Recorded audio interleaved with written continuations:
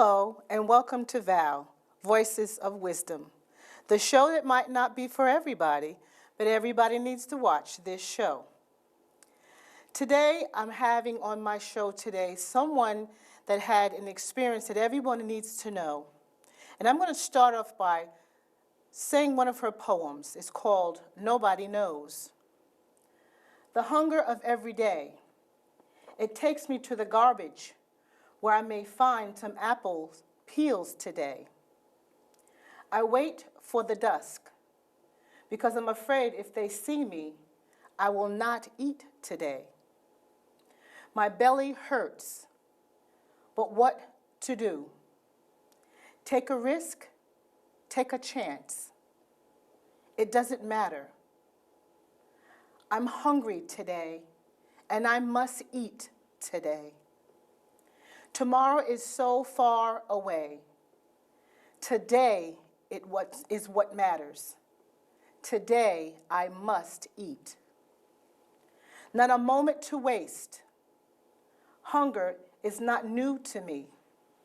We have known each other like a sister and a brother.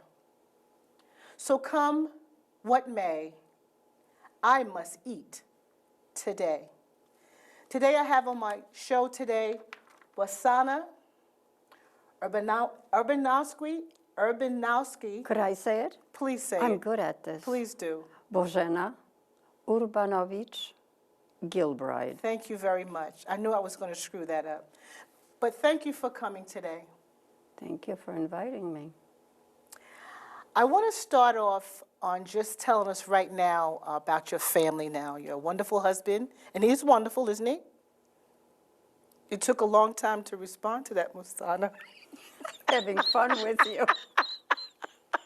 Yes, he's very, very good to me, especially now that I do what I do. I need all the support I can get.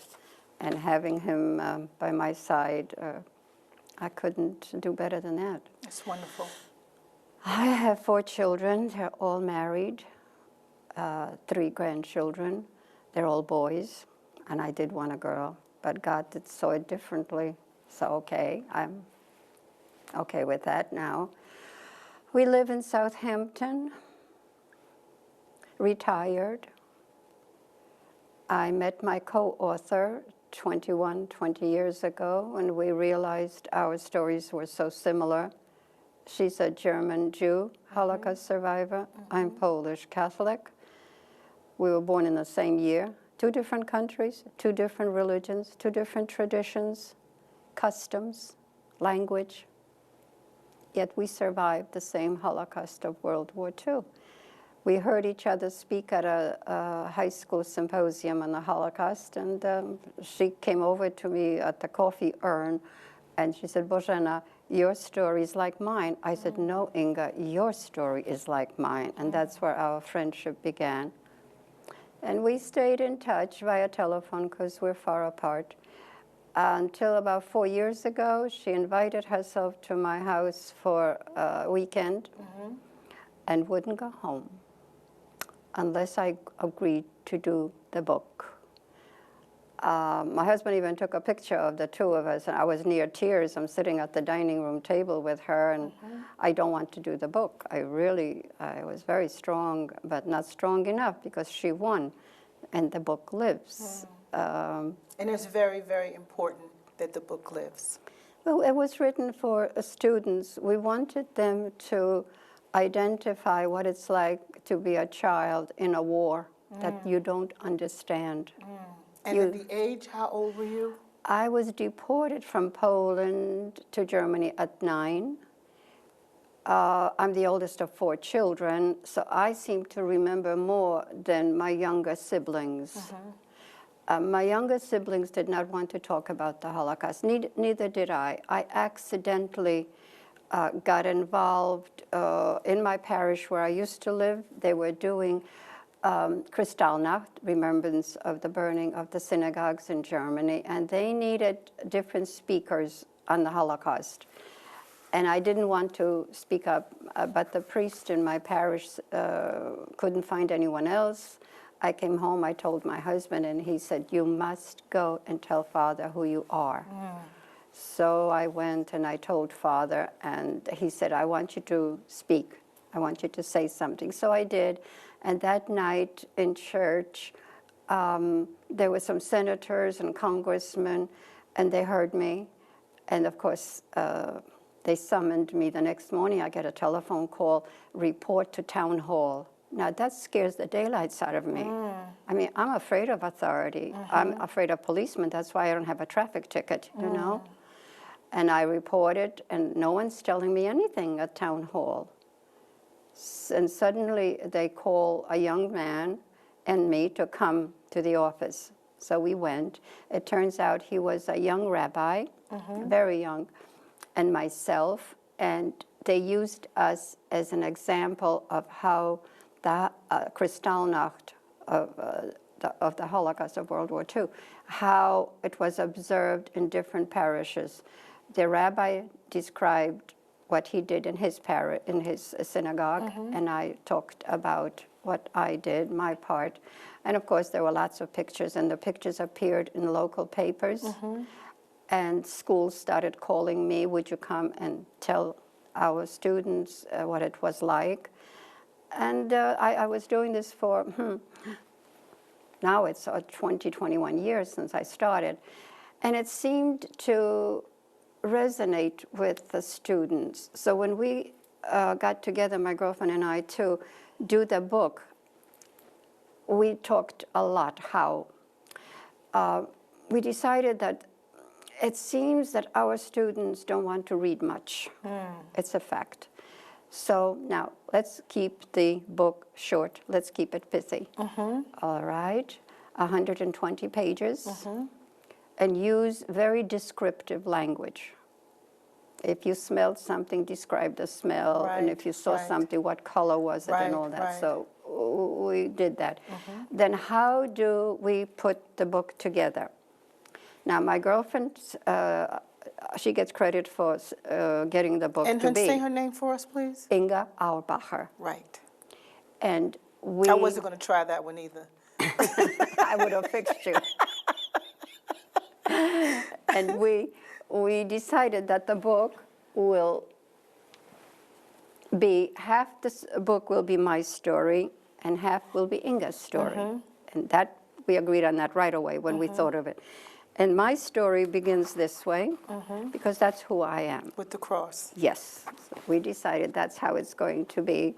And then for Inga, it should be this way. And that made sense to us. Very good. When you close that, you have a semblance of what the Holocaust was for two little girls who were so very different and yet so alike. When I read that poem, how did it make you feel? What did it make you think of? I wanted to choke up.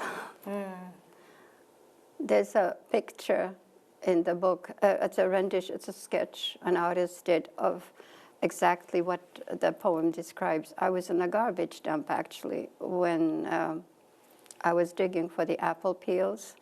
There was a bombing. We were in Chemnitz, a slave labor camp. There was a bombing, and part of the fence was knocked down. And I always wanted to know what's on the other side of the fence. So you were a curious child, just like I was. a just normal child. Yes. So I got on all fours, and I made sure nobody saw me, and I crawled in behind that fence that was knocked down. And I'm in a garbage dump. My knees are in the garbage, so I'm thinking, nobody's watching. If there's garbage, there's going to be food. So I started to look for food, and I found apple peels. I ate them so quickly. I couldn't find any more, and I felt so guilty because I ate them all. I had nothing to bring back to the family. So I kept looking, and I found potato peels, and I brought them back. But before I stood up, I saw a house kind of on a hill, a white house, and on the second floor there was a chandelier lit. And it just struck me so funny. Here I am, at that point I was about 10 years old, that here's a child, 10 years old, digging for food, and somebody lives so beautifully with a chandelier. I could never erase that moment. As you was even describing that, I watched you go back to that place just then. I watched you. So it's things that you really can never forget, you know? It's things that are in your mind, in your vision, in your, that you know you just don't forget, you That's know? right. And you know, that whole process of the bombing, hearing the bombs, and Oh. that whole thing, how is it now that you deal with even things like that when you hear things that might remind you of those things?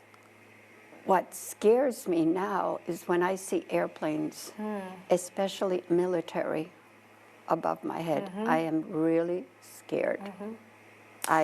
You know, I don't know if people really understand the whole concept of that. I mean, you're standing here, beautiful as you are, looking at me, sitting here in this chair, but yet you have those memories of those torturers, you know, still in your mind. You're going through life, you have a lovely family, you're going through life, you're presenting yourself, you're sharing your story, but you still have those fears, those memories that you Yes. still live with.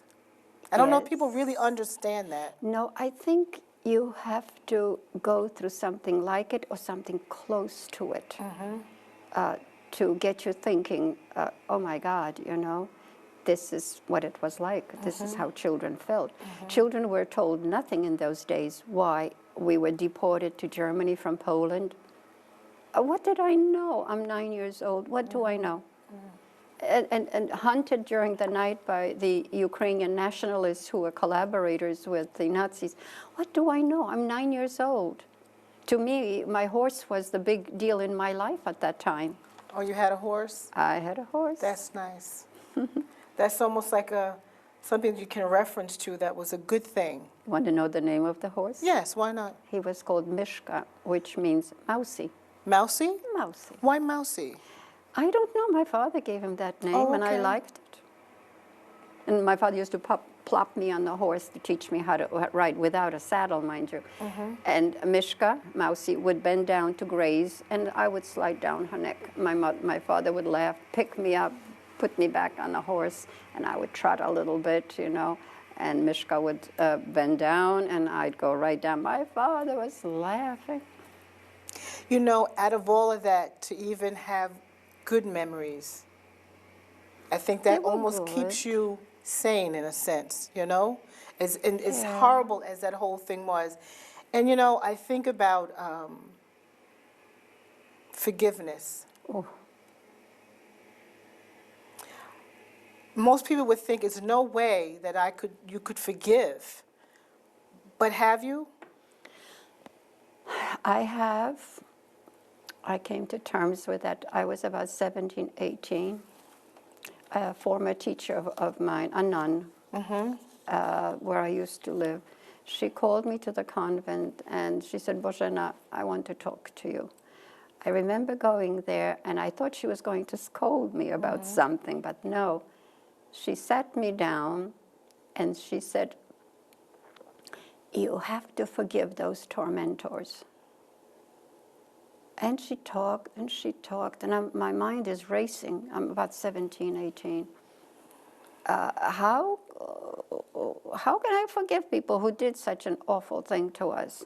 I lost a cousin there, and I lost a grandmother who's buried in an unmarked grave. She starved to death. How do I deal with this? And after a long talk, I went home.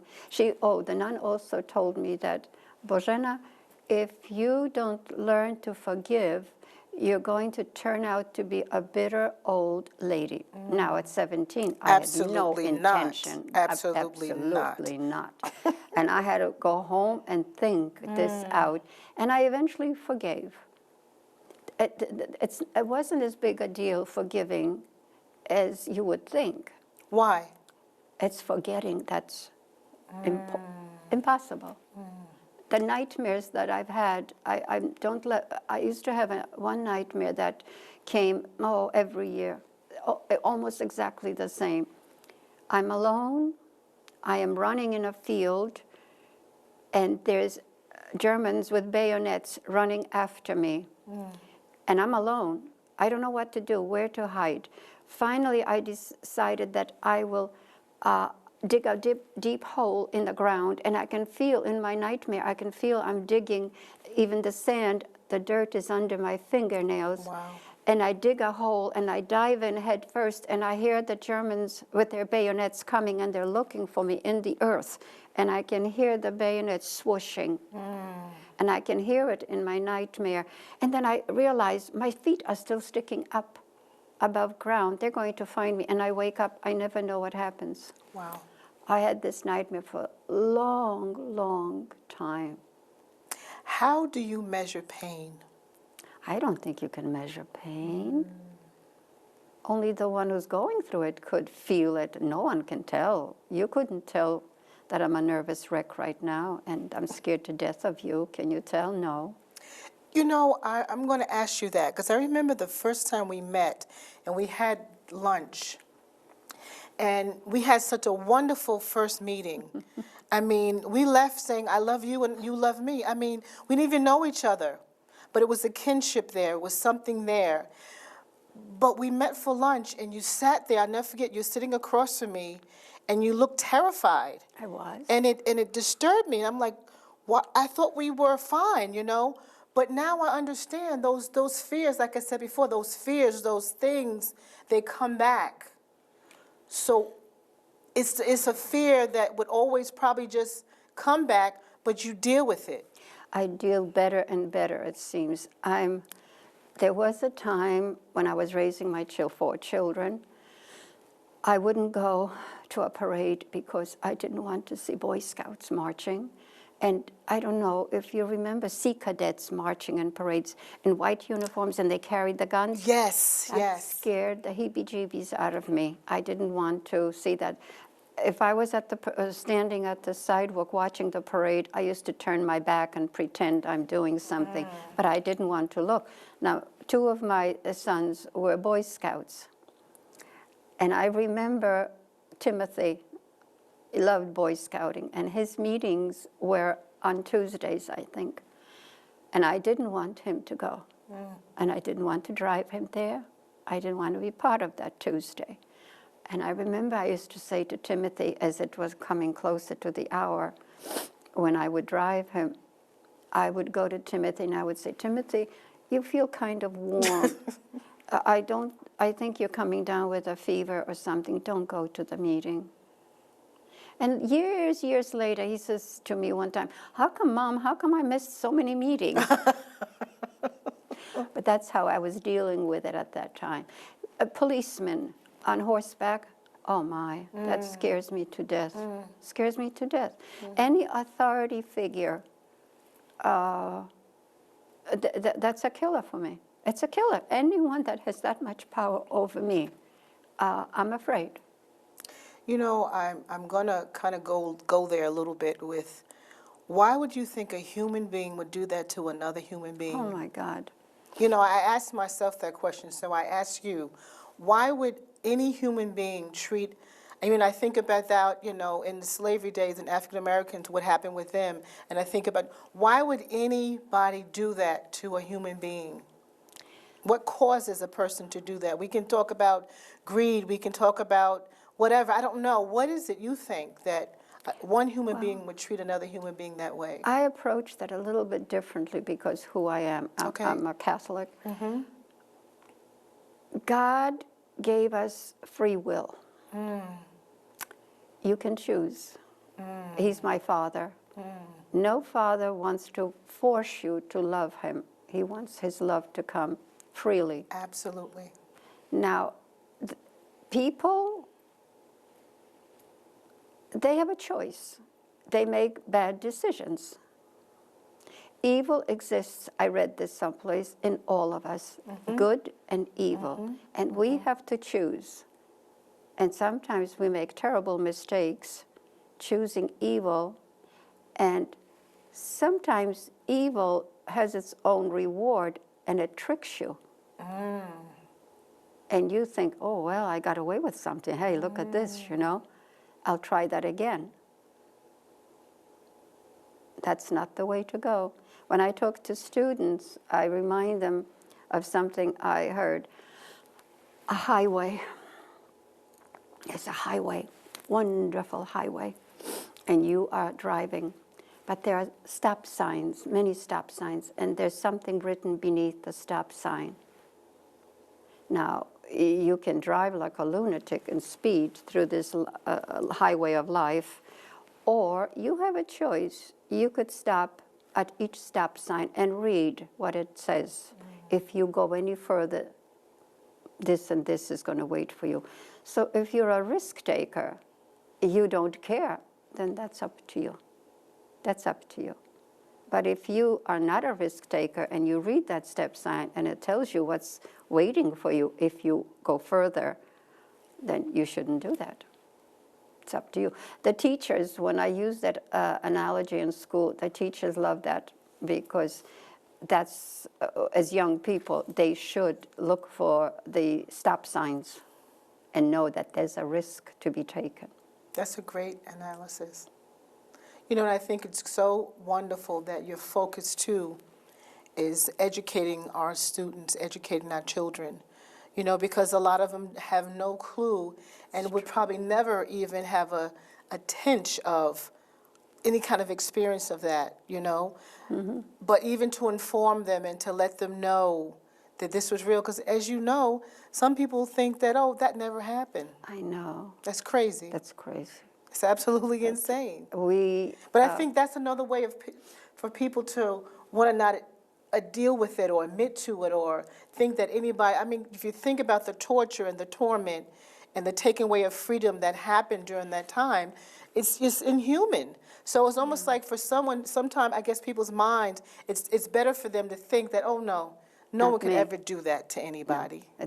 No, I know. But students, they have a great capacity to absorb a lot of information or reject it. Mm-hmm. It could go either way. Mm-hmm. I remember I was teaching a class, and we were talking about living in an occupied country, what it's like, occupied. Now, these students were about 15, 16-year-olds, and of course, at that age, you think you know what occupied country is like. They're not going to tell you, they explain to me, right, I don't know what it is.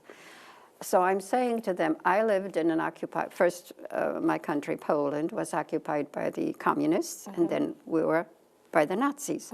So I didn't say that to them. I just said to the students, what would you do if you lived in an occupied country? I was afraid to tell them occupied America, because that scared the heebie-jeebies out of them, you know. And in this occupied country, you may not stay outside past 6 o'clock. You may not go to those parks because they're reserved for very elite special people. You may not have the job you want. You will take the job we give you. Your occupiers in control. You will eat what we sell and nothing else will be available. And the clothes you can buy is what we will let you buy. So I said to the students, what would you do? Eventually, a boy about 15 raises his hand and he says, I'd protest. I said, to whom? Where is your government? You have no one. You're all alone. And that really started their mind thinking, what would I do when I'm all alone? Nobody to take care of me, no one to protect me. What do I do? What is your definition of freedom? America. That's one word. I remember when I became a citizen and I went to vote for that first time. It was in the basement of an old school, and I'm the first in my family to become a citizen. I was busting with pride. Wow. I'm now an American. I have a voice. I can vote. I remember going to the school, it was in a basement, and I was so excited. When I came out, I noticed that I broke out in hives. Wow. I've never seen hives before. I thought they were big pimples. What do I know, you know? And I was so excited, and I didn't know with whom can I share this excitement, because Yeah. to Americans it was everyday stuff. I'm an American, I vote, you know. But to me it meant so much. I went through this process of learning to be, and then I was sworn in, and then I was fingerprinted at the local police station, which scared me a lot. But I wanted to be an American citizen, so I went through all that, hives and everything. Because it was worth it. Worth it. I still think so. Absolutely, absolutely. I have a quote about freedom that I'm just going to read, and we have like about a minute left, and I'm going to ask you to respond to this. Freedom takes a lifetime or a life. A lifetime or a life. Freedom. Mine is taking a lifetime. My freedom is a lifetime commitment that I will fight for my freedom, because I know what it's like on the other side. I know. I was there. I don't want to go back that way anymore. And I don't want my children or grandchildren to go that way. So I'm a lifetime freedom fighter. So am I. Good. This has been great. Thank you. Thank you so much. I am so honored to have met you, Thank you, Brenda. and I think we'll be friends for life. For life. For life. Forever. Forever. We'll meet in heaven. Absolutely. I'll wait for you. Absolutely. This has been Brenda, Voices of Wisdom, my wonderful guest, Bozenna. And you all have a wonderful, wonderful day. And if you get a chance, get a copy of this book. How can they get a hold of this book? Amazon.com. Amazon.com. Bookhampton will order it for you. Or Bookhampton will order it for you. Thank you, Bozenna. Thank you. You have a wonderful day. Bye now.